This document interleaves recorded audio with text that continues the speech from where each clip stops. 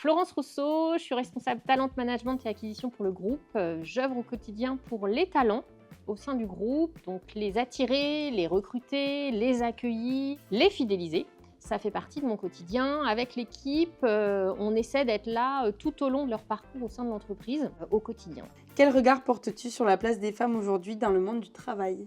De plus en plus de femmes sont aujourd'hui mises en lumière par les postes qu'elles occupent, mais aussi par les idées qu'elles portent. Elles ont un angle de vue qui est différenciant, très souvent, et indispensable à la réussite collective. Je suis plus que favorable et sensible à l'entrepreneuriat au féminin. Aujourd'hui, les femmes occupent des postes à responsabilité et s'imposent dans tous les secteurs. Comment perçois-tu cette évolution? Les mentalités ont évolué, nous sommes sur un mouvement qui est en train de se profiler. Pour autant, certains défis restent encore à relever pour les femmes.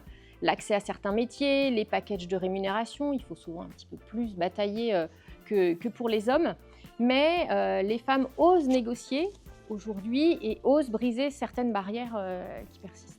Penses-tu que le fait d'être une femme t'a confrontée à des difficultés que tu n'aurais pas rencontrées si tu avais été un homme dans le monde du travail?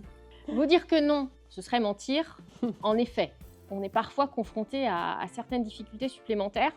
Pour autant, moi, je suis convaincue que la compétence ou le leadership, ce n'est pas une question de genre. Au cours de ton parcours, as-tu eu un mentor, des idoles ou des personnes qui t'ont inspiré tout au long de ta carrière? Une rencontre professionnelle en 2008.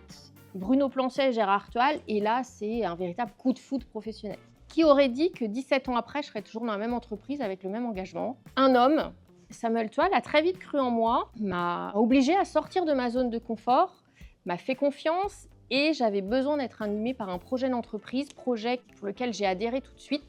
Je remercie l'homme qu'il est, merci Président, parce que j'en serais pas là sans vous. Et puis une dernière personne, Gwenola, qui se reconnaîtra, ma complice, ma collègue inspirante depuis le début. Pour toi, quel est le droit le plus fondamental qu'une femme ne devrait jamais avoir à remettre en question dans le monde du travail?